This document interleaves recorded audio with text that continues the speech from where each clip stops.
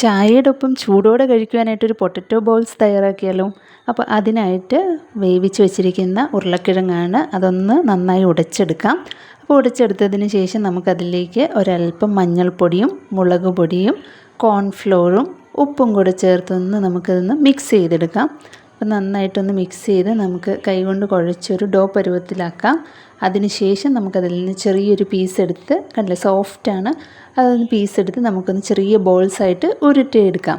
ഇതുപോലെ ബാക്കിയുള്ളത് നമുക്ക് ചെറിയ ബോൾസായിട്ട് സെറ്റ് ചെയ്യാം. ഏകദേശം എല്ലാം ഒരേ കനത്തിലും അതുപോലെ ഷേപ്പിലും ആക്കിയെടുത്തു. ഇനി നമുക്കൊന്ന് സൺഫ്ലവർ ഓയിലാണ്, അതൊന്ന് നമുക്ക് ചൂടാക്കി ഇതിലേക്ക് ബോൾസ് ഓരോന്നായിട്ട് നമുക്ക് അതിൻ്റെ എല്ലാ വശവും ഒന്ന് ഒരേപോലെ കുക്കാക്കി എടുക്കാം. അപ്പോൾ അടുത്ത സെറ്റ് ഇട്ടിട്ടുണ്ട്. ഇത്രയേ ഉള്ളൂ, സിമ്പിളാണ്. സോസിൻ്റെ കൂടെ കൂട്ടി കഴിക്കാൻ അടിപൊളി ടേസ്റ്റാണ്. അപ്പോൾ എല്ലാവരും ട്രൈ ചെയ്ത് നോക്കുക. വീഡിയോ ഇഷ്ടപ്പെട്ടാൽ ലൈക്ക് ചെയ്യണം. നമ്മുടെ വീഡിയോ ആദ്യമായിട്ട് കാണുന്നവരാണ് ചാനലൊന്ന് സബ്സ്ക്രൈബ് ചെയ്യണം. അപ്പോൾ അടുത്തൊരു വീഡിയോ ആയിട്ട് കാണാം.